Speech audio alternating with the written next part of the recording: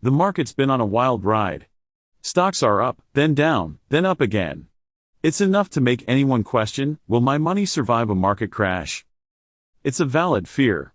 We've all seen headlines about financial meltdowns. But panicking isn't the answer. Understanding is. First, what is a market crash?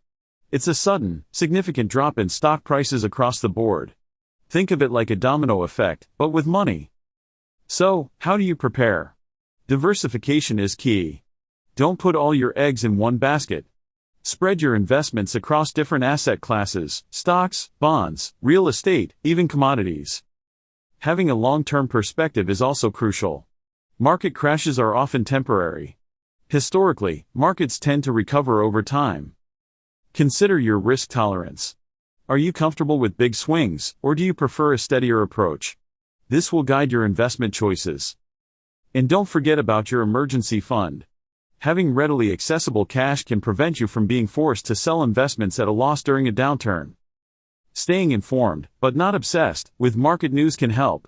Avoid making impulsive decisions based on fear.